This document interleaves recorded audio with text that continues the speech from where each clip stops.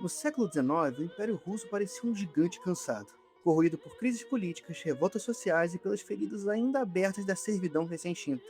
Grupos revolucionários surgiam como brasas prestes a explodir o Império todo.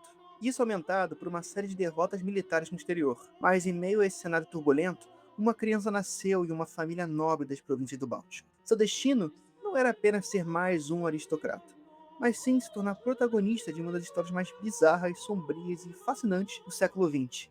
Essa é a história de Roman von Jungern-Sternberg, o Barão Louco.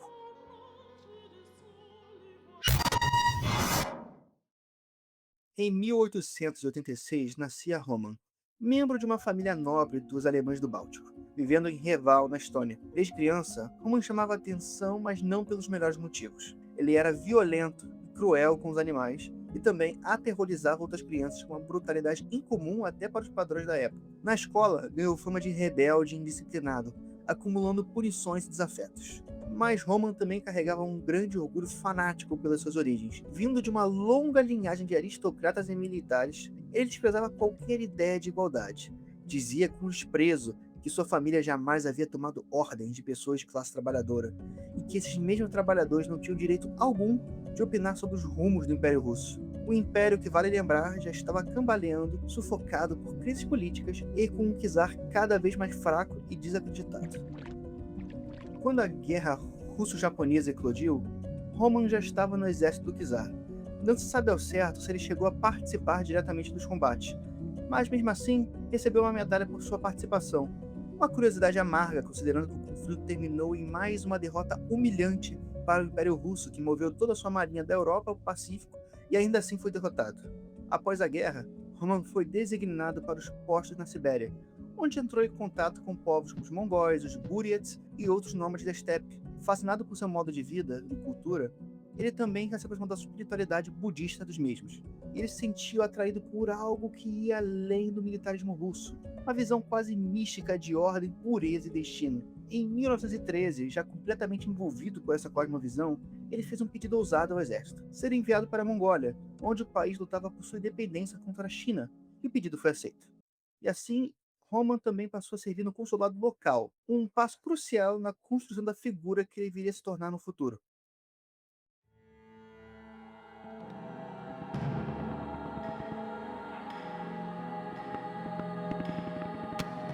Mas em 1914, algo aconteceu que não mudaria só o destino dele, mas do mundo inteiro. A Primeira Guerra Mundial começava. No início do conflito, Roman liderou ataques de cavalaria nas violentas fronteiras entre o Império Russo e a Alemanha, durante a malfadada invasão da Prússia Oriental. A campanha foi um fracasso militar, mas a coragem dele não passou desapercebida, se destacando no caos, cavalgando à frente de seus homens, ganhando diversas medalhas por bravura. E nada menos que Piotr Wrangel, que mais tarde se tornaria um dos generais mais importantes da Guerra Civil Russa, do lado dos brancos, elogiou a coragem de Roman naquele período. Mas o temperamento dele era tão explosivo quanto sua coragem. Roman acabaria pagando seu preço. Por indisciplina, ele foi afastado do fronte, julgado por uma corte marcial e passou um tempo preso. Enquanto estava fora de combate, o mundo ao seu redor desmoronava. O exército russo sofria derrota após derrota, sendo empurrado de quase todos os frontes. A situação era tão desesperadora que Roma acabou sendo libertado e em seguida enviado para uma nova frente de batalha, agora nas montanhas do Cáucaso, contra o Império Otomano. Foi nesse período caótico que algo ainda maior aconteceu. Em fevereiro de 1917, a monarquia dos Romanov caiu. Séculos de domínio imperial terminaram em poucos dias. Para muitos, era uma revolução. Para Roman, era o apocalipse. Ele era um monarquista fanático, que acreditava que o czar governava por vontade divina. Ver a monarquia ruir não foi apenas uma derrota, foi um colapso espiritual. Roman passou a enxergar o momento não como uma mudança de regime, mas como o fim da própria Rússia. Uma terra sem czar, para ele, era uma terra sem Deus e sem alma. Mesmo com tudo desmoronando, ainda assim Roman não abandonou a guerra. No fronte contra os otomanos, ele conheceu Grigori Semyonov, um general cosaco conhecido por sua selvageria e lealdade fanática ao czar.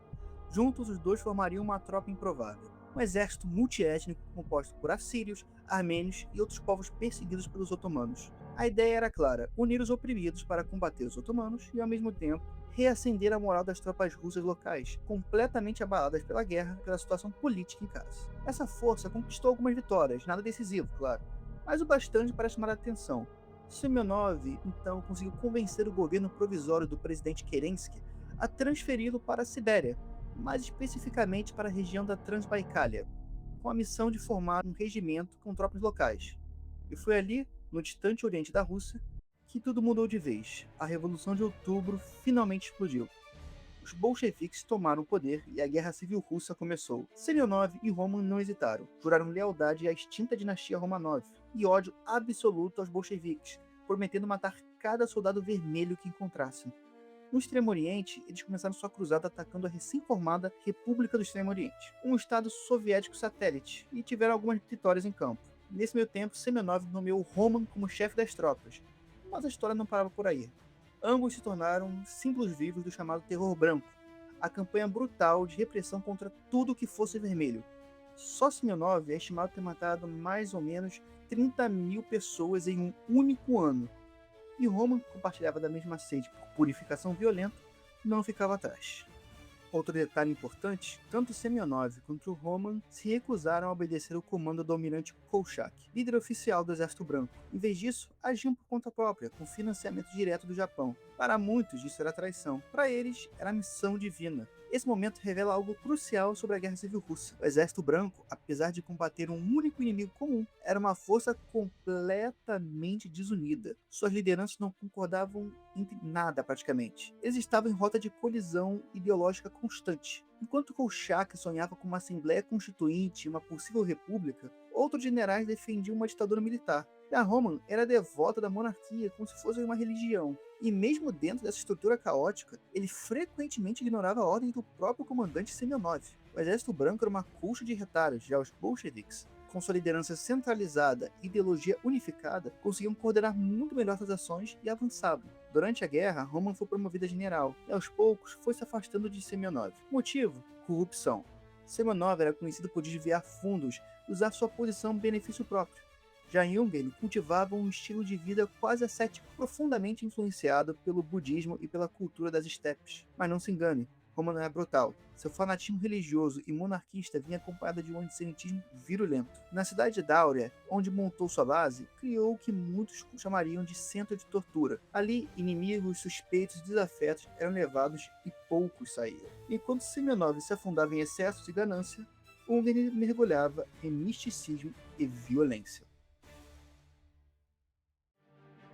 Enquanto a Rússia mergulhava no caos, a China enxergou uma oportunidade de retomar o controle da Mongólia, uma região que era autônoma e que tinha forte influência russa. Mas a China também estava estável e dividida entre vários centros da guerra. E sem controle central, as tropas que foram enviadas para ocupar a Mongólia logo foram abandonadas à própria sorte, e se transformaram em bandidos armados, saqueando vilarejos e massacrando civis mongóis. Para Roman, isso foi o estopim. Apaixonado pela cultura mongol e agora casada com a princesa Manchu, ele rompeu oficialmente com Semyonov, que, acuado pelo avanço bolchevique, já preparava sua fuga para a Manchúria. Ungern decidiu agir. Reuniu uma força composta por russos, buryats, mongóis e outros povos nômades da estepe e lançou sua campanha para libertar a Mongólia da ocupação chinesa. No início, a invasão foi um desastre. Tentou tomar Urga, que era a capital mongol, hoje em dia é Ulaanbaatar, mas na época se chamava Urga, e foi repelido. Então recuou para o interior, onde reorganizou suas tropas. Foi lá que recebeu o apoio decisivo do Bogd Khan, a autoridade espiritual máxima do país, considerada uma encarnação viva do Buda. Com sua bênção e o respaldo de mongóis revoltados com os abusos chineses, Roma lançou um segundo ataque, dessa vez mais forte e mais implacável, conquistando Urga, sendo recebido como um herói libertador por pouco tempo. Logo, sua verdadeira face emergiu. Ordenou o saque de lojas de comerciantes chineses e mais, mandou executar judeus russos na cidade. A libertação deu lugar ao terror, mas ao longo dos meses, ele conseguiu que poucos acreditavam ser possível e expulsou os chineses da Mongólia. E com isso, ergueu seu próprio governo, um império pessoal fundado sobre sangue, fé e aço. Em uma cerimônia solene, Roman restaurou o trono do Bogd Khan em Urga, reafirmando o líder espiritual como autoridade legítima da Mongólia. Na prática, porém, quem mandava era ele. Ele se tornou ditador de facto do país, controlando tudo com mão de ferro e fogo. Uma das grandes fontes nesse período vem do livro Bestas, Homens e Deuses, escrito por Ferdinand Ossendowski, um viajante que cruzou a Sibéria e chegou à Mongólia, e se tornou próximo do próprio barão. Traduzido para o português, Hoje esse livro só pode ser encontrado em sebos, mas o conteúdo é bem impressionante. O Sindowski descreve tanto a brutalidade do conflito da Guerra Civil Russa, quanto a dimensão mística da jornada de Ungern, a qual ele encontra, já praticamente convertido ao budismo. Para quem não está familiarizado com a espiritualidade oriental, algumas passagens do livro são no mínimo excêntricas, mas as conversas entre ele e o barão são consideradas por muitos estudiosos como retratos fiéis da mentalidade do mesmo, uma fusão entre fé, loucura e fanatismo. Durante seu governo, Ungern adotou uma postura curiosa, ele não interferia nos assuntos internos da Mongólia. Em vez disso, voltou sua fúria contra próprios colonos russos, perseguindo todos que ele suspeitasse ter ligação com os bolcheviques ou que fossem judeus. E foi nesse período que os mitos começaram a se espalhar. Alguns mongóis passaram a vê-lo como uma encarnação de Gengis Khan, ou até mesmo de uma deidade guerreira, embora o próprio Bogd Khan nunca tenha confirmado essas lendas. Muitos acreditam que em sua insanidade crescente, o próprio Ungern acreditava ter sido uma manifestação de Mahakala, uma divindade hindu e budista ligada à guerra, à destruição e à proteção espiritual.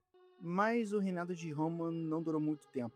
Ainda em 1921, tropas bolcheviques que já vinham se infiltrando discretamente na Mongólia aceleraram seus planos. Quando Ungern assumiu o controle total do país, o alarme soou em Moscou. A ordem era clara: caçar o Barão Louco. A ofensiva foi brutal. Os soviéticos invadiram a Mongólia por várias frentes ao mesmo tempo. As forças de Ungern, embora controlassem o território, eram menores em número e mal equipadas. Somado a isso, tropas chinesas também atacaram pelo deserto de Gobi, vencendo parte de seus homens. Urga, a capital, caiu rapidamente nas mãos dos bolcheviques. Mas Ungern não estava lá. Havia saído com seus homens, talvez para lutar mais uma vez, talvez ter sentido o fim. No último gesto desesperados, suas tropas lançaram uma ofensiva em território russo, mas era tarde demais. Dentro de seu próprio exército surgiam divisões, muitos queriam abandonar a guerra, e foi ali que, traído pelos seus próprios homens, ele foi capturado. Julgado por traição e terrorismo, foi condenado à morte, e no dia 15 de setembro de 1921, o Barão Louco da Mongólia foi executado.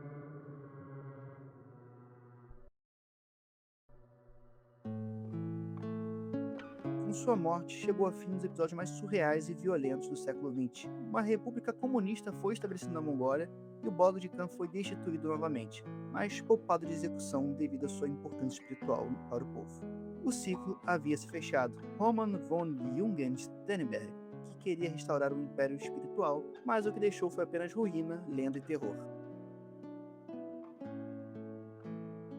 Agradeço a todos por terem ficado até aqui.